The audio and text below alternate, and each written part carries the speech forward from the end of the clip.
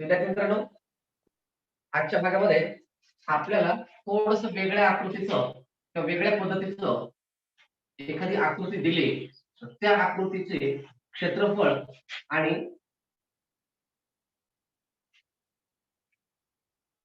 परिमिती कशी काढायची ते पाहायचं.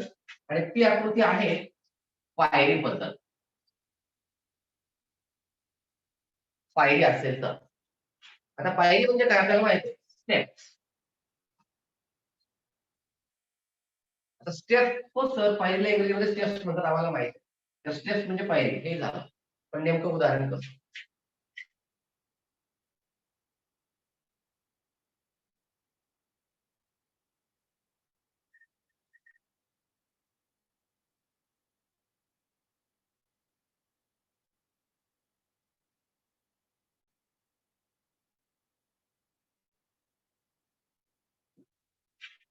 अशी आकृती आहे आणि या आकृतीचं आपल्याला क्षेत्रफळ किंवा परिमिती काढायला सांगितली. मी इथं 3 किंवा 4 घेतोय, इथं 100 असू द्या, काही फरक पडत नाही. आपल्याला जर फक्त 1 किंवा 2 आकार जर जमत असेल तर समोर तिथं किती असू द्या, काही अडचण येत नाही, ते तुम्हाला जमेल. तर आर्यनला पडलेला प्रश्न होता हा, काल त्यानं दाखवत होता पण स्क्रीनवर व्यवस्थित दिसत नसल्यामुळे त्याला फक्त तो आपल्याला वैयक्तिक टाकायला सांगितलं आणि त्याने टाकल्यानंतर ही त्याच्या प्रश्नाचं आपण उत्तर शोधून काढणार. पण त्याने सांगितलेली आकृती ऍज इट इज मी घेतलेली नाही. त्याच्या आकृतीमध्ये थोडीशी आकृती मोठी आहे, पण आपल्याला 2 किंवा 3 आकारापासून पुढे किती जायचंय ते तुम्ही स्वतः करायचंय. फार सोपी पद्धत आहे. काही ठोक ताळानं जायचंय, सूत्रामधून तुम्हाला सांगतो नंतर मी, पण आता आपण ठोक ताळानं जाणार. आता इथे आकृती काढली, तुम्ही काय करायचं, तुमच्याकडे खराब कागद आहेत, तुकडे आहेत, एक सारख्या मापाचे आपण तुकडे तयार करून घ्यायचे. सारख्या मापाचे करायचे म्हणजे तुम्हाला माहिती आहे, हा एक तुमच्याकडे कागद असेल, याच्या अगोदर मधोमध्ये घडी करा, पुन्हा त्याची घडी करा, अगदीच मध्यभागातून ते घडी करून आणखी वाटल्यास त्याचेच मध्यभागातून पुन्हा दुमडा, जेवढ्या घड्या घातल्यात त्याच्या तुमच्याकडे कागदाचे आकार तयार होतील. ते कट करून घ्या. पहा, या ठिकाणी माझ्याकडे आता 1 2 3 4 तुकडे झाले. पुन्हा या ठिकाणी 1 2 आणि पुन्हा मध्यभागातून 3 आणि 4 एवढे तुकडे आता माझ्याकडे झाले. ती आकृती थोडक्यात आधी समजून घेऊया. तुम्ही सुद्धा घरी प्रॅक्टिकली करा. फक्त सूत्र, फक्त काही यापेक्षा कसं येऊ शकतं याचा विचार तुम्ही स्वतः करा, मग तुम्हाला जमेल. काय केलंय, आयताकृती मांडलेलं आहे. मग इथं एक आयत मांडला, इथे एक आयत मांडला, इथे एक आयत मांडला. आता इथे मला धरण्यासाठी थोडीशी अडचण आहे, फक्त समजून घेण्यासाठी तुम्हाला दाखवतो. त्याच्यानंतर इथं वर आहे, पुन्हा इथं आहे, इथे. अशा प्रकारची मांडणी इथं आपल्याला. आता तुम्ही जेव्हा जमिनीवर मांडाल तेव्हा तुमच्याकडून पडणार नाही काही. आता काय करायचंय, मला काढायचं क्षेत्रफळ. मग तुमच्याकडे मला तुम्हीच सांगा, समजा या आकृतीची या किंवा या दोन्हीपैकी कोणती ग्रेड हिची या बाजूची लांबी ही 5 आहे आणि ही रुंदी ही 3 आहे, सेंटीमीटर सेंटीमीटर. आणि सांगितलं या आकृतीचं क्षेत्रफळ किती, या आकृतीची परिमिती किती. आता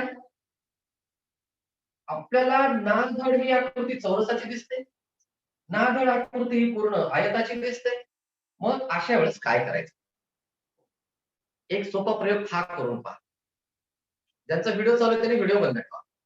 सर 160 उत्तर आहे. ते आपण आपल्याला डायरेक्ट उत्तर जायचंच नाही. आर्यनला तोच तो प्रश्न आहे की कसं करायचं. मी तुम्हाला खेळातून सांगतो की मला ही आकृती मला खेळातून शिकायची, अशीच नाही. तुम्हाला जर समजा आकृती अशी दिली तर आणि विचारलं क्षेत्रफळ किती, तर हीच आकृती तुम्हाला अशी दिली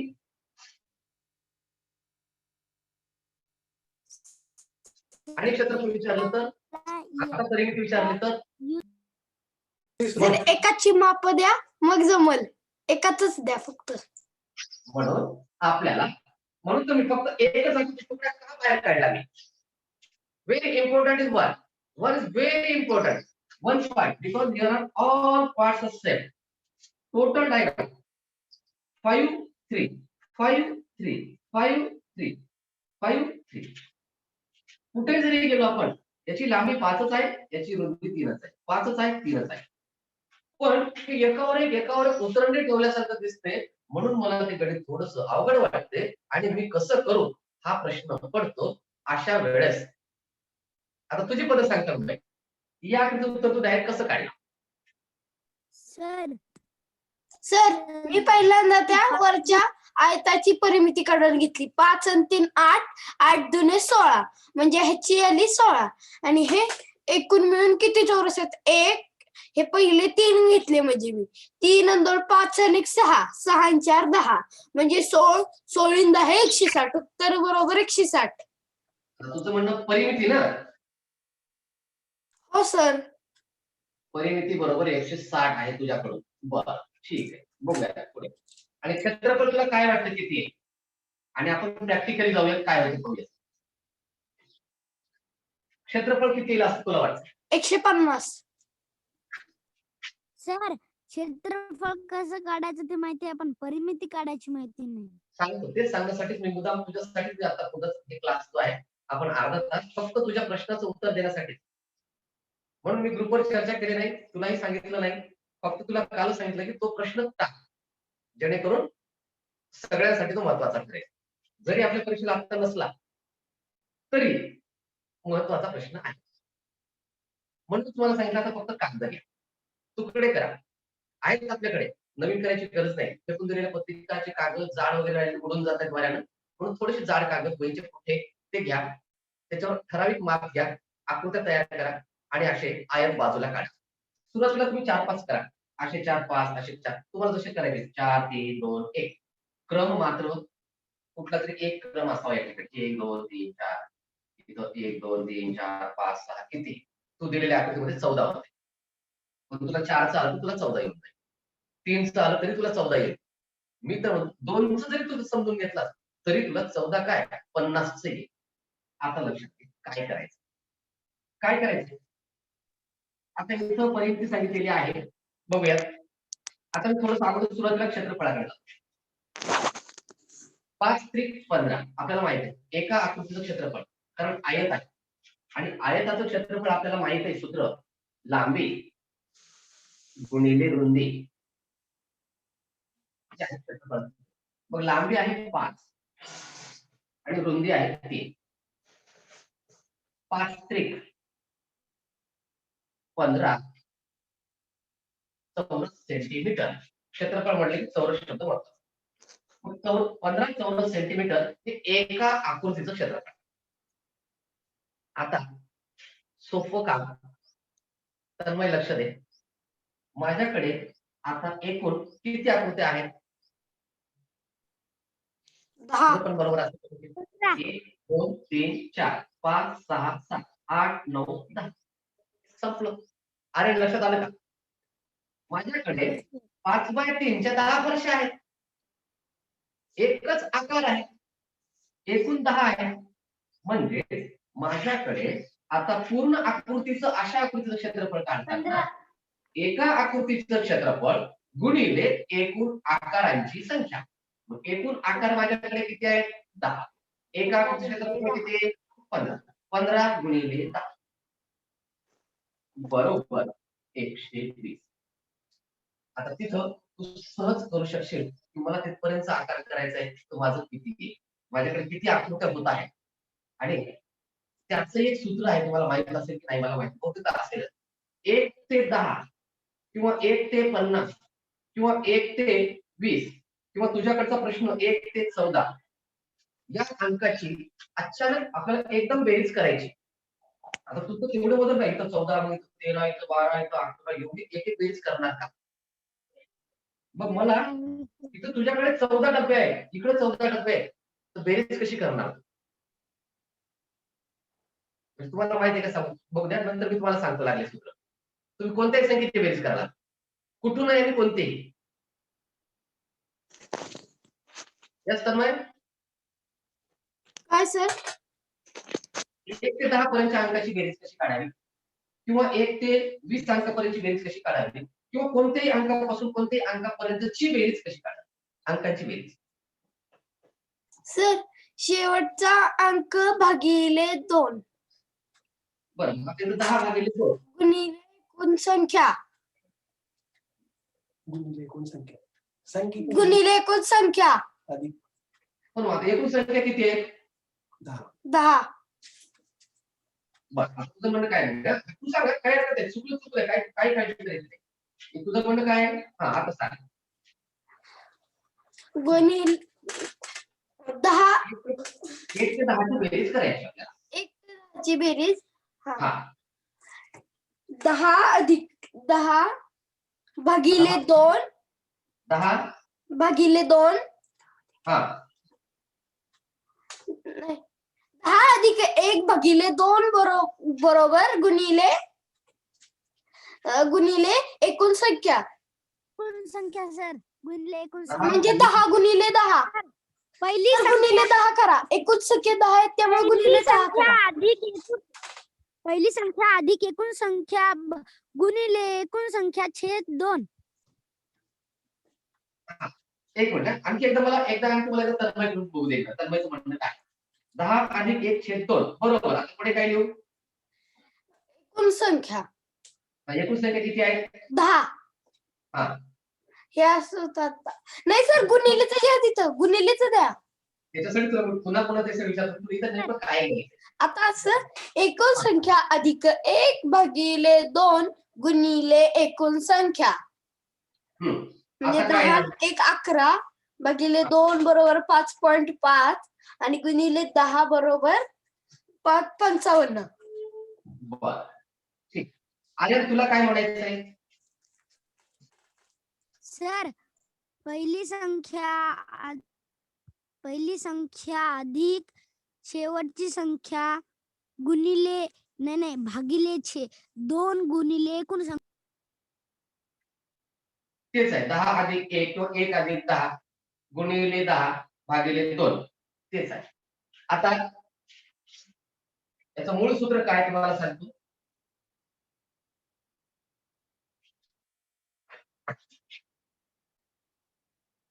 n upon 2 in bracket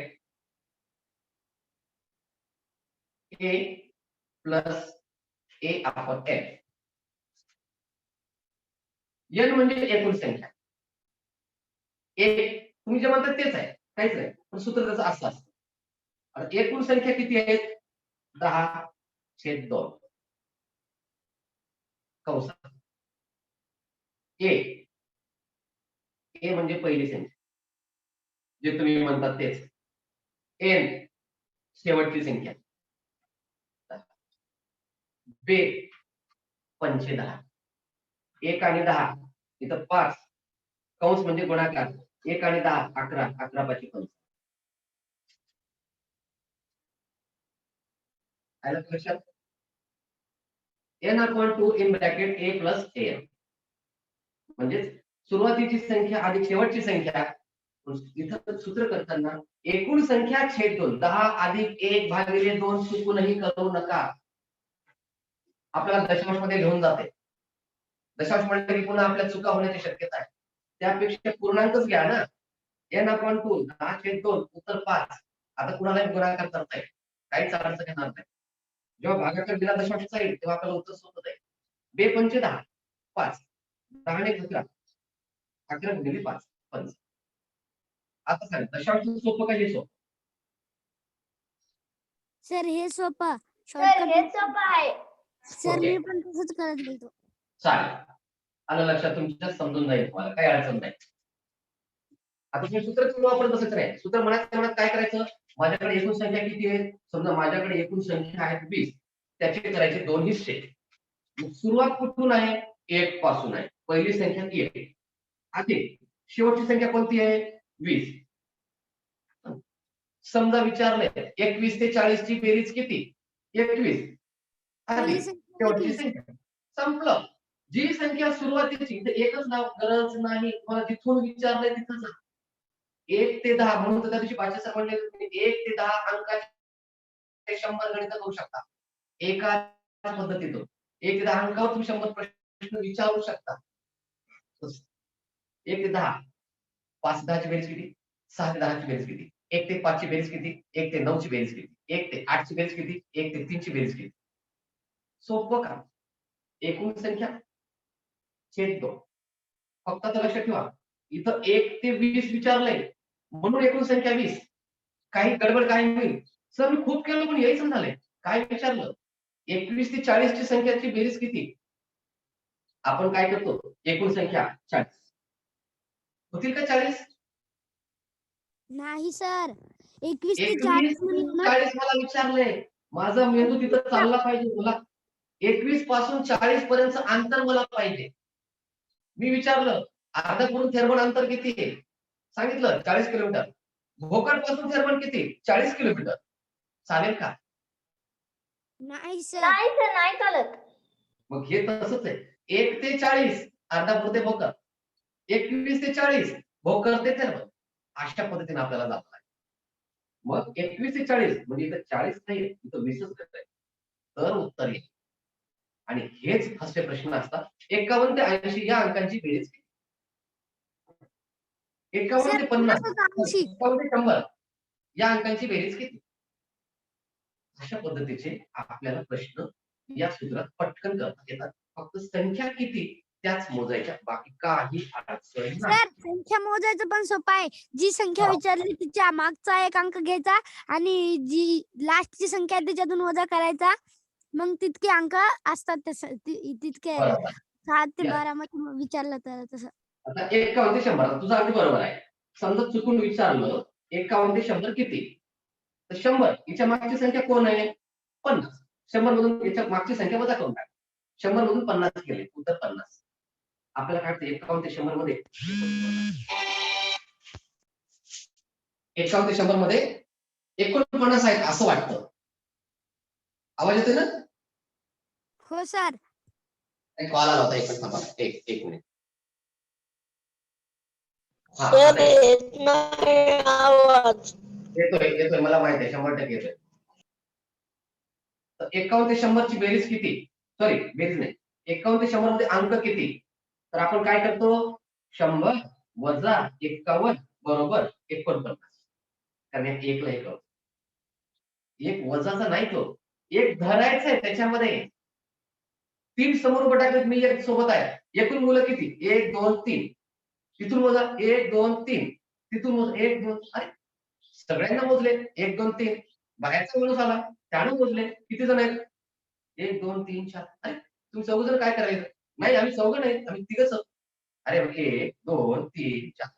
म्हणजे मी स्वतःला धरलं नाही. दुसरी पण मोजत आहे. तसे इथं 1 ला धरलं नाही. म्हणून इथं एक महत्वाचं 51 पासून आहे. 51 नंतर विचारलं नाही. 51 च्या नंतर विचारलं तर 51 सुटला.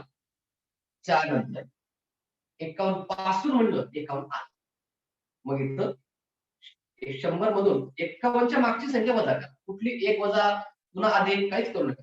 51 च्या नंतर 51 च्या अगोदर कोण येतो? 50. तो शेवट मधून वजा. Very easy. 1 ते आता विचारलं समजा 21 ते 50 यातील फरक किती? 50 वजा 21 29. हा फरक नाही. 21 पासून 50 पर्यंतचा फरक 50. 21 च्या मागे कोण? 21 च्या मागे 20. 50 मधून 20 काढा, उत्तर 30. ही सोपी पद्धत तुम्हाला आहे. फक्त मागचा एक घ्या, मागची संख्या वजा करा. आता क्षेत्रफळ माहित झालं. आम्ही बी तसंच करता. ठीक. आता इथे आपल्याला माहित झालं, आपण या आकृतीत एकदा बघून घेऊयात. 5 त्रिक 15. आता आपण तुकडे मोजले. आता इथं पाहिलं 1 पासून 4 पर्यंतच्या संख्यांची बेरीज किती? एक चालवत आपण 1 आणि इकडं 4. 1 पासून 4 पर्यंतची बेरीज 1 मग 2 मग 3 मग 4 1 2 3 3 3 6 6 4. छोटं होतं कमी होतं म्हणून शक्य आहे. भली मोठा पहाड असेल तर शक्य नाही. मग सूत्र या ठिकाणी पहिली संख्या अधिक एकूण संख्या छेद 2. n/2 ते सूत्र वापरा. किंवा आता इथे आपल्याला माहित झालंय म्हणून आपण या ठिकाणी पटकन, कारण आपला वेळ कमी आहे, अर्धा तासामध्ये आपल्याला व्हायचंय. 5-15 आपल्याला क्षेत्रफळ मिळालेलं आहे. तन्मयने सांगितलेलं क्षेत्रफळ अगदी बरोबर आहे. एक तुकडा 15चा. तर प्रत्येक तुकड्याने स्वतंत्र जागा घेतलेली आहे. कोणताही तुकडा एकमेकावर लपलेला नाही. म्हणून 15 गुणिले एकूण तुकडे 10 बरोबर 150 cm² किंवा चौरस सेंटीमीटर. हे उत्तर तन्मयने दिलेलं अगदी बरोबर आहे. एखाद्या वाटते क्षेत्रफळ जास्त येते, परिमिती कशी होईल असं होऊ शकतं. आता बघूयात आपण परिमितीकडे. परिमितीच्या बाबतीमध्ये आता एक काम करायचं. या आकृतीला आपल्याला माहित आहे उभी लाईन कितीची आहे, 1 2 3 4 डबे आणि याची रुंदी 3 आहे. एका डब्याची याची 3च असणार आहे, याची 3च असणार आहे, याची 3च असणार आहे. किंवा रुंदी गुणिले एकूण डबे किती आहे, एकूण आकार इथं 4 आहे. म्हणजे ही पूर्ण रुंदी जी आहे होणार आहे 12 सेंटीमीटर आणि ही लांबी 5 5 5 5 म्हणजे 20. तन्मय आवाज येतोय? हो सर. आता ही 12 आहे, इकडं 20 आहे. तर थोडीशी परिमिती बद्दल तू सांग. तुझं तू उत्तर 160 दिलेलं आहे. एकदा तुझं स्पष्टीकरण सांग म्हणजे इतरांना पण आपल्याला थोडं आणखी सांगता येईल. हा सर, यायला सांग तुम्ही लिहितो जसं सांगितलं तसं. तुम्ही हे 20 आणि 12 काढले, त्यांची बेरीज करायची. बरं 32 गुणिले 2 बरोबर 64.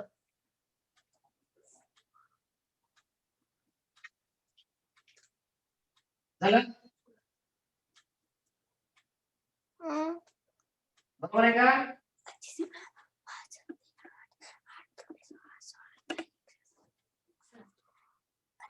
सर हा, हे केलं 64 आलं उत्तर आपलं.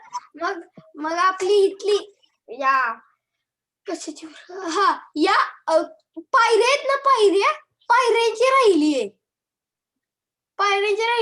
म्हणजे हे 5 आणि 3 5 आणि 3 5 आणि 3 म्हणजे ह्याची परिमिती आली आपली किती बरोबर 16. हा 16 हे 1 16चा 1 अजून एक आणि हे 4 3 म्हणजे 16 48. आता 64 48 8 12 हातचं गेला 1 6 10 आणि 11 100. करून बघ ना, वैभव करून चालेल. आता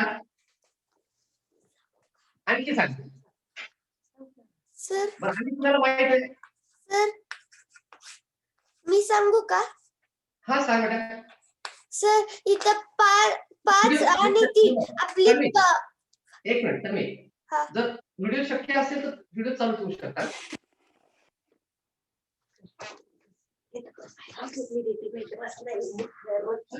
व्हिडिओ तुम्ही बंद नाही आपल्याला बोलताना बिनधास्त व्हिडिओ चालू द्या.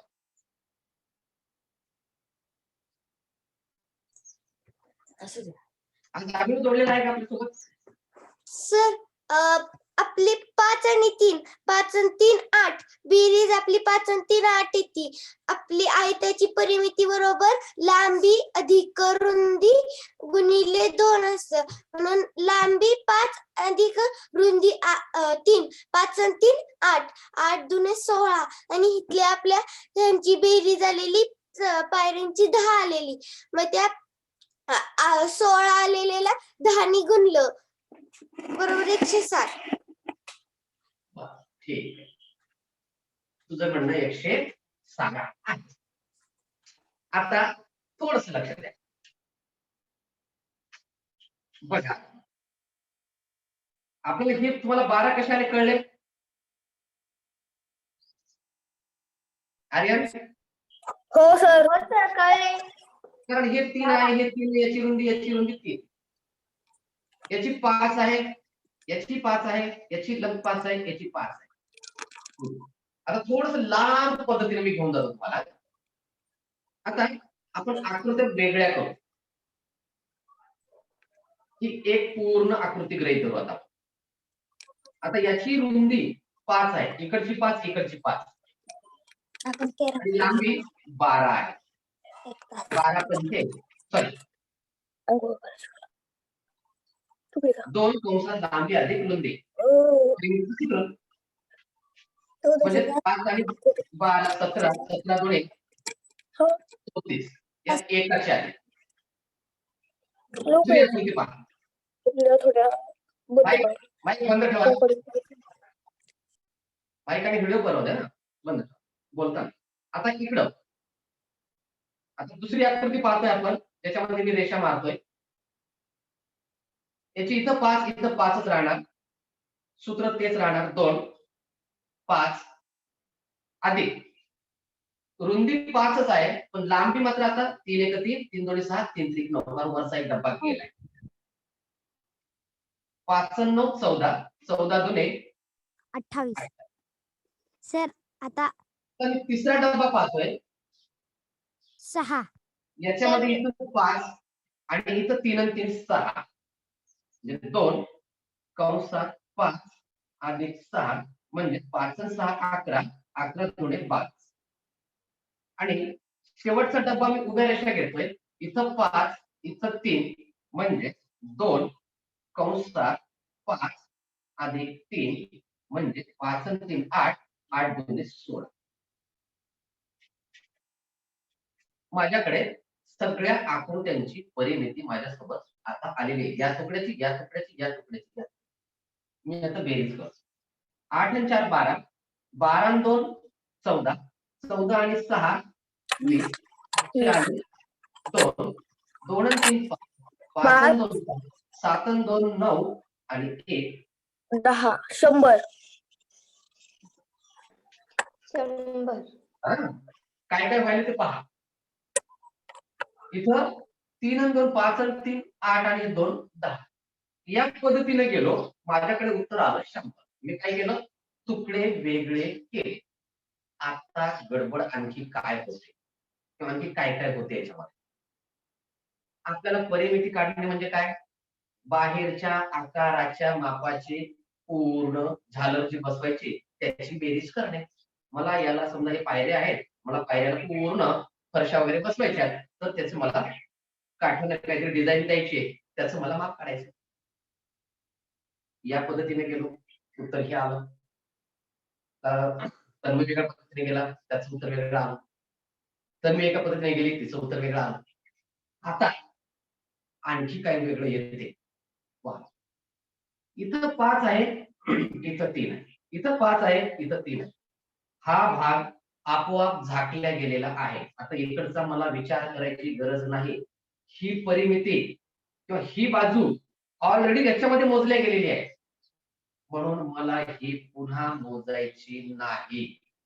इथं हे, इथं हे आणि इथं हे. तर या आकृतीच्या परिमितीचं सूत्र सुद्धा ऍज इट इज आपल्या पद्धतीनं, जसं या ठिकाणी आता हे 5 इथं 5 आणि 5 10 10 आणि 5 15 15 आणि 5 20. जिथं 20 आहे वर सुद्धा 20च येणार.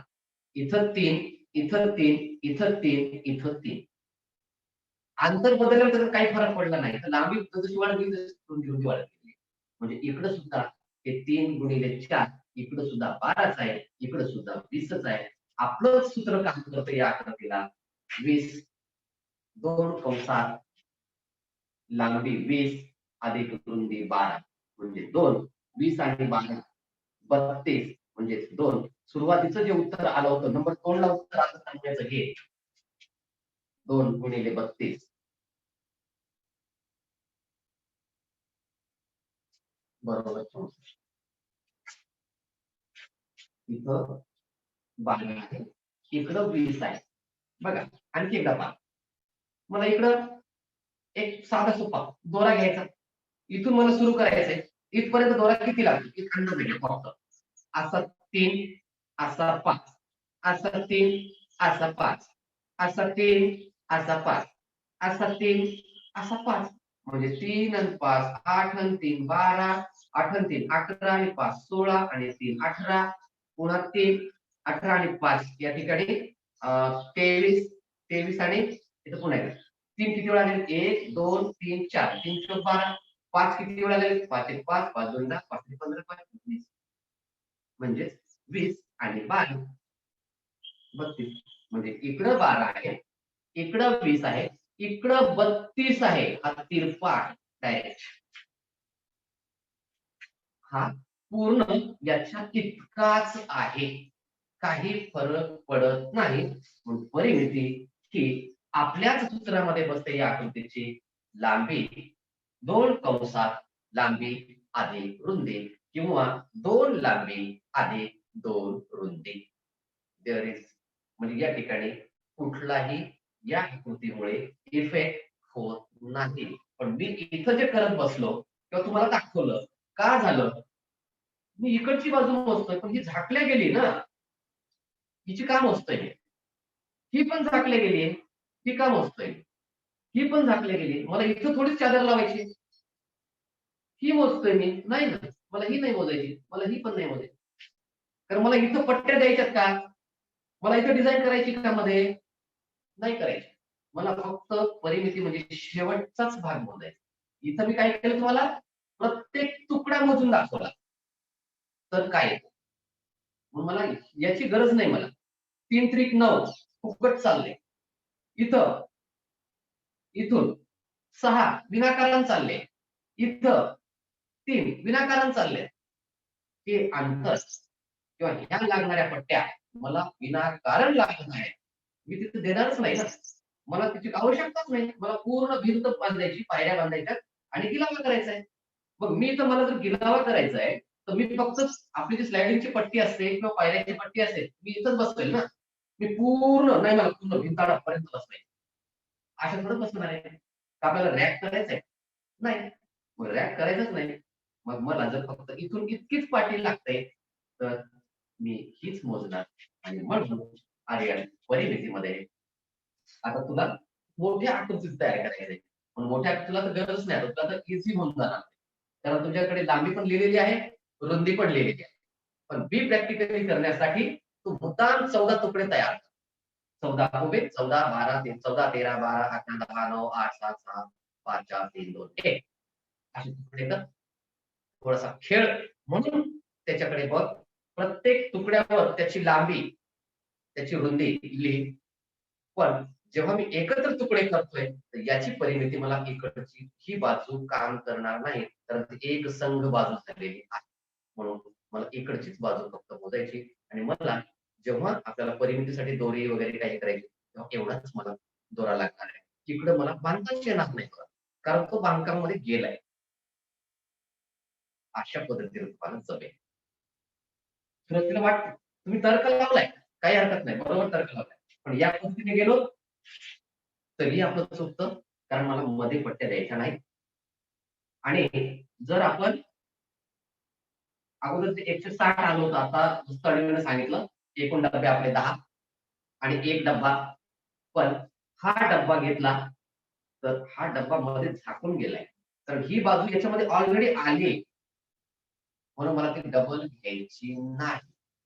कारण मी इथंच फक्त पायरी बसवणार आहे, इथं नाही. 2 पायऱ्या मला तिथं टाकायच्या नाही, 2 पट्ट्या बसवायच्या नाही. म्हणून मला त्यासाठी सोपा पर्याय एकच, छोटंसं असं कागदाचं तयार करा. त्याला 1 2 3 4 5 6 7 8 जिथं जिथं कोपरे तयार झाले तिथं टाचण्या बुडवा. टाचण्या लावा, पुठ्ठ्यावर तयार करा, टाचण्या लावा. या टाचणीपासून या टाचणीपर्यंत तो दोरा गुंडाळून घ्या, त्याला अडकून घ्या आणि दोऱ्याची लांबी मोजा. बघा तुमचं उत्तर तुम्हाला मिळते की नाही. व्हेरी इझी, खूप सोप्या मार्गाने तुम्हाला ते उत्तर मिळून जाईल. अरे यार हे तर असं असते, प्रॅक्टिकली केल्याशिवाय तुम्हाला मजा नाही येणार. साधा वहीचा पुठ्ठा घ्या किंवा थर्माकोल असेल थर्माकोल घ्या, त्याच्यावर एक मोठी आकृती तयार करा अशी. या कोपऱ्यावर टाचपण टाचण्या नसतील, शेतातले विद्यार्थी भरणीचे काटे घ्या, काटे बुडवा कोपऱ्यावर. आणि दोरा त्याला अडकवत अडकवत अडकवत अडकवत घेऊन जा. इथं नेल्यावर तो दोरा तोडून टाका. तोडलेला दोरा तसाच ठेवा. तो दोरा या टोकापासून इथपर्यंत जा, बरोबर येतो की नाही तो पहा. मग जर तो दोरा इथून इथपर्यंत बरोबर येतो म्हणजे तो इथून इथपर्यंत बरोबर आहे. आलं लक्षात? करून पहा. मग म्हणा यस हे तर किती सोपं होतं. हा दोरा तुम्हाला हीच आकृती देतो की नाही ते तुम्ही पहा. मग याच आकृतीचा इतक्याच मापाचा इथे काटा तुम्ही टोचवा. जमल्यास मी सुद्धा तुम्हाला प्रॅक्टिकली थर्माकोल आकृती घेईलच, दोऱ्यासहित घेईल.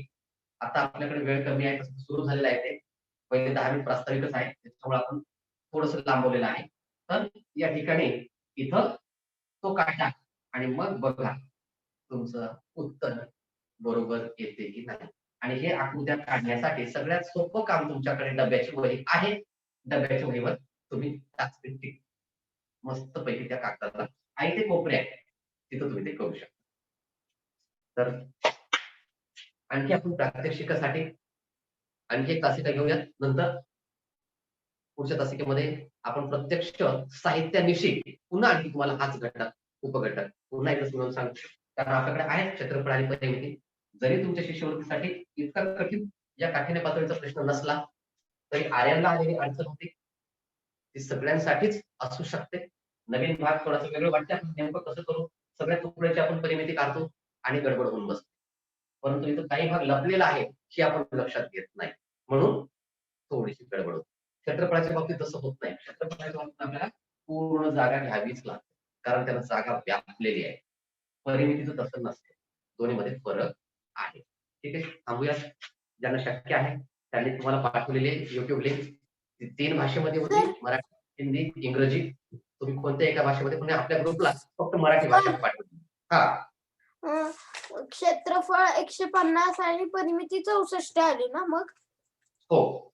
तू अगोदर एक काम कर ना, एक छोटासा दोरा घे, एक छोटासा आकार वहीवर तयार करून मी प्रॅक्टिकली एकदा करून बघा आणि आपण सुद्धा प्रॅक्टिकली करून पाहूया.